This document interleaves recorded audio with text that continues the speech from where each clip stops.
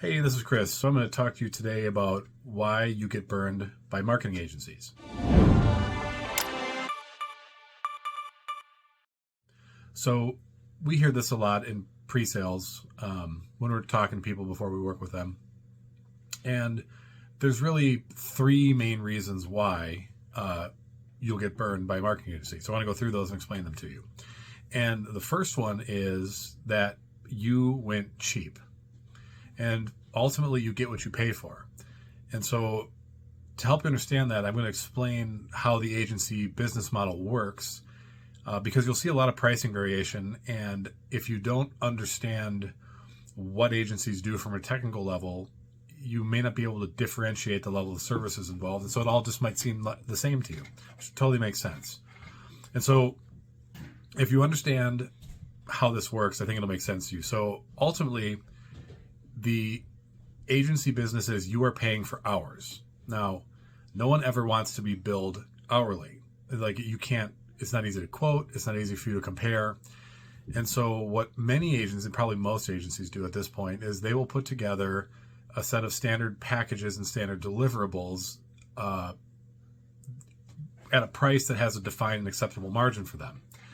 And so this is what they offer you, more or less. There's still people who will do time, material, and some basic things, but that's basically how it works. Now, if you look at agency economics, for a healthy, sustainable, stable agency, the average gross margin, which is total revenue minus cost of goods sold, so COGS, should be about 67%.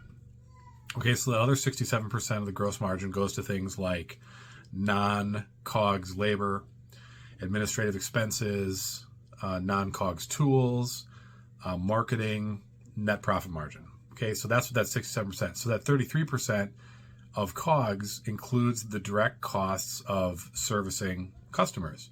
And so that includes labor for servicing customers. That includes tools for servicing customers. Okay, and so let's just, for an example, let's just say your average labor cost is $30 an hour. Okay, so that goes into COGS because that's what we the agency are paying to execute the work done for the customer. So if you're paying an agency $300 a month, okay, that's their quote, then if you take out 67% of that for gross margin and leave 33% for COGS, that leaves about $100 for the agency to spend on you.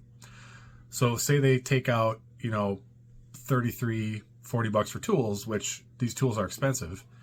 That leaves $60 to work with, which will get you, if your average labor cost is $30 per hour, 2 hours of work per month. Now, how much work can get done in 2 hours? Very little. Not much. It's not going to move the needle for you. So, at this price point, what is happening? Well, there's really two scenarios here. The first one is it's either a one-man show, so it's just a guy, and that's okay. That's where most agencies probably start.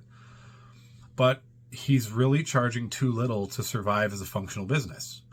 And as he takes on more clients, his time is limited. And so he's going to get overwhelmed. And what you're going to see is deliverables are going to slide. He's not going to get back to you in a timely manner. And he's just going to get overwhelmed and overrun because you can't provide these services at that price point. You simply cannot at American labor rates. Now, here's the other scenario.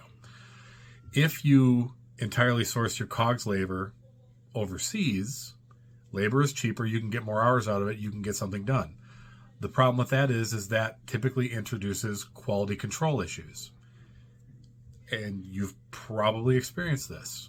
So this is what happens at the low end of the price scale. Okay, so if you've been burned by that, that's why. The economics aren't sound, it doesn't make sense, it's not a supportable or sustainable business at that level. Okay? Now, there's also a danger on the high side. What you'll see on the higher side is that agencies are moving towards value-based pricing. And so this is pricing that's just unmoored from labor economics. And they're just saying, well, hey, we're delivering, this huge value. We're going to charge you accordingly. And that's fine. They can do that. It's not a bad model. But they have sky-high margins. It's great for their business. But they may not always deliver the ROI to justify it, especially when, frankly, you could probably pay half the price and get the same or better results. If at some point you can't have more expensive labor, like you're not going to pay $200 an hour for a web developer. You're just not. And so, this is where it breaks down, and where now you're not really looking at this from a COGS and gross margin standpoint. You're just racking up margin, counting on excellent results. And if you deliver great results and the customer's happy, no problem, no problem there. But if you're paying the sky high amount and then results aren't delivered, well, now you're unhappy, you feel burned, and it makes a lot of sense. So there's really a fair and a reasonable balance here, and that's how we set our pricing. So it's not arbitrary at all, and for us and for many others, it's designed to balance just a healthy and sustainable business that will be here in 10 years with delivering top-notch client results and excellent customer service. So that's the balance we have to set, and that's why there's this wide variation on pricing. The low end, stay away from it. The high end might not always work, and there's this kind of happy middle where, if it's been done thoughtfully, you're probably getting a good deal and you'll get good results relative to the pricing that you're paying. Okay, so that's reason number one. You get what you pay for. Okay. Now, reason number two is that the agency doesn't know how to execute. And this happens. It's typically a newer agency, or it's one that has scaled so large that they've lost control of quality. This is really some of the much bigger agencies where they also maybe have lower prices. It can be hard to scale this. It can be hard to find talent. It can be hard to find people who know what they're doing. As you scale, your processes might break down. And so it can happen where if you've just got an agency that's either too new or in just this rapid scaling mode in a way they can't handle, things might fall through the cracks, and that can happen. Okay. But I will say that most agencies are decent in trying to do a good job. There's a reputation in the industry of scammers. I just don't think that's true. I don't see it.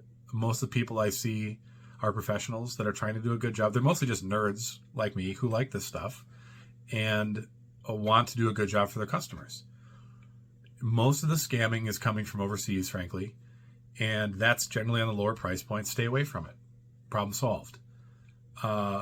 So you're generally best served by going with an agency that knows your industry, that's worked with customers like you, that has experience getting results in that industry, because otherwise you're paying someone to learn on the job, and that might be worth it to you. We have people who have chosen to go with a local SEO agency instead of us, even though we have the industry experience, because they want to walk into their office and talk to them. Well, guess what? That local SEO agency doesn't want you to do that. They don't want you in their office. That's not really part of what they do. And you're not going to do that. You don't have time for that. A lot of our customers don't have time to answer our phone calls. So I don't believe for a second you're going to march over to the SEO agency and sit down there and talk to them. So don't make your choices that way. It's not a good decision generally. And you're walking yourself into getting burned again. Okay, so reason two, sometimes agencies just don't know how to execute, but I don't think that's the most common reason. I think the most common reason is number one. And the second most common reason is number three, which I'm going to cover next. And that reason number three is you. Maybe, just maybe, the problem is you.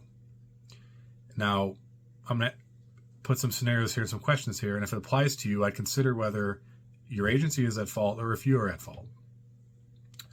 Do you answer the phone and reply to the email when your agency calls or messages you? Do you provide access to everything they need to do their work?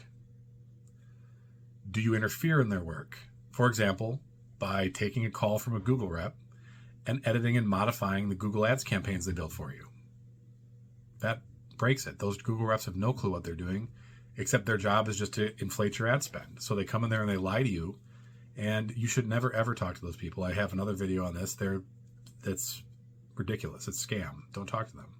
But if you do that, you're interfering in your agency's work. You're going to break it, and then you get mad at the agency because it's not working. Well, I'm sorry. You did that. You messed up. Do you refuse to follow your agency's advice? They tell you to do X, Y, or Z. You're like, no, I don't want to do that. Okay. I don't tell you how to run your industry. You probably shouldn't tell my team or your agency's team how to do their jobs.